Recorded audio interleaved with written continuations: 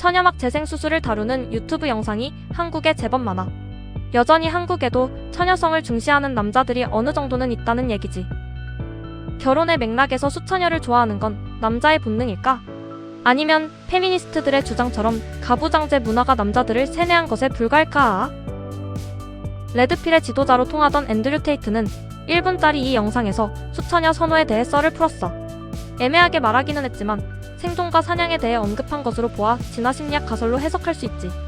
테이트는 부정 불확실성에 대해 언급했는데 짝짓기 심리를 논할 때 진화 심리학에서 매우 중시하는 개념이지. 수처녀가 아닌 여자와 결혼하면 남의 아이를 키울 가능성이 상대적으로 높다는 점에 테이트는 주목했어. 결혼의 맥락에서 수처녀를 선호하도록 만드는 심리기제가 자연 선택에 의해 남자에게 진화했을까? 유전자 복제가 기준이라면 이왕이면 수처녀와 결혼을 하는 것이 좋을 것 같아. 수처녀라면 현재 임신 상태일 리 없으며 자식이 존재할 리 없지. 따라서 다른 남자의 유전적 자식을 키우기 위해 남편이 개고생을 할 가능성이 상대적으로 작겠지.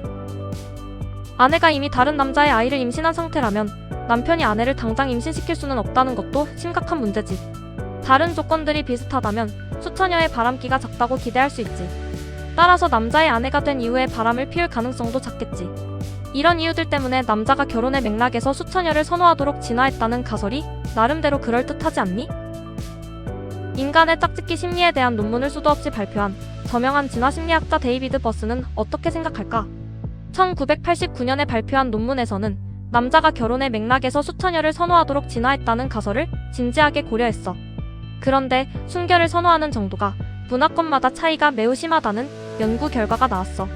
남자의 수처녀 선호와 여자의 수총각 선호 사이의 차이가 대단히 크지는 않다는 결과도 나왔지.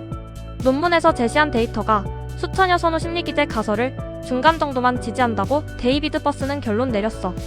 여기까지만 보면 앤드류 테이트가 진화심리학계의 의견을 어느 정도 반영했다고 생각할 수도 있겠지.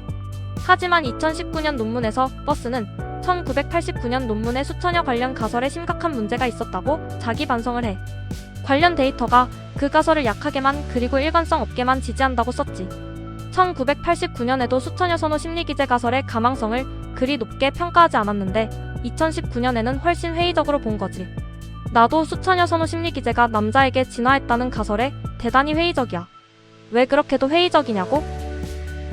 첫째, 수처녀인지 여부를 알아내기가 만만치 않아. 이미 자식을 낳은 경우와 같은 뻔한 사례들은 제쳐두자. 수처녀인지 아닌지 어떻게 알 수 있지? 여자가 그걸 항상 솔직하게 말할 것 같니?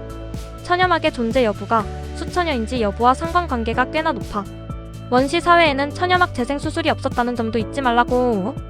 하지만 운동을 하다가 처녀막이 터질 수도 있어. 혼전 순결에 목숨을 거는 여자의 처녀막 검사를 결혼 전에 해내는 것이 만만치 않다는 문제도 있지. 둘째, 원시 사냥채집 사회에서는 사춘기가 지난 후 상당한 세월이 흐르면 수처녀로 남는 경우가 사실상 없었던 것 같아. 사실상 모든 여자들이 사춘기가 지난 후 몇 년 안에 유부녀가 되었던 것 같아. 적어도 현존 원시 사회들을 보면 그래. 수처녀 선호 기제가 상당히 짧은 기간 동안만 쓸모가 있었다는 거야.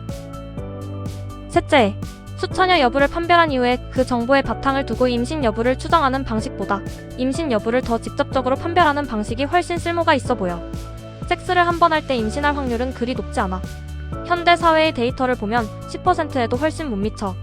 수처녀가 아니더라도 섹스 횟수가 적다면 임신하지 않았을 가능성이 높다는 거지. 남자가 임신한 여자의 몸매를 짝짓기의 맥락에서 덜 매력적이라고 느끼도록 진화했음을 시사하는 논문이 있어. 남자가 임신한 여자의 얼굴을 짝짓기의 맥락에서 덜 매력적이라고 느끼도록 진화했음을 시사하는 논문이 있어. 남자가 임신한 여자의 냄새를 짝짓기의 맥락에서 덜 매력적이라고 느끼도록 진화했음을 미약하게나마 시사하는 논문이 있어. 남자가 체형, 얼굴, 냄새를 통해 여자가 임신했는지 여부를 알아내도록 진화했다고 가정해보자.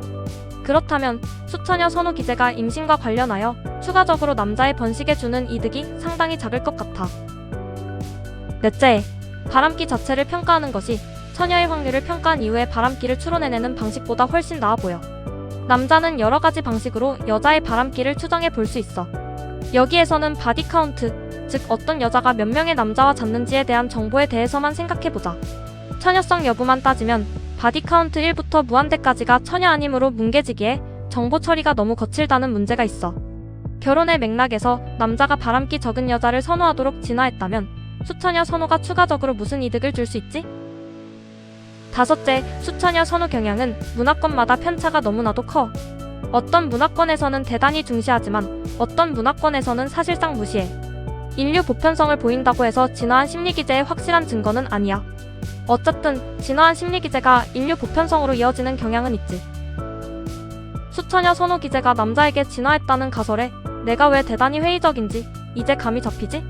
그렇다고 해서 남자의 진화한 짝짓기 본능과 별로 상관이 없이 가부장제 문화가 수처녀 선호를 창작해냈다는 페미니즘 가설을 내가 좋아하는 건 아니야.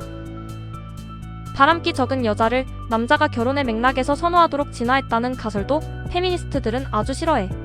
반면 나는 바람기와 관련된 남자의 본능이 일부 문화권에서 수처녀 선호를 만들어내기도 했다는 가설이 그럴듯하다고 생각해.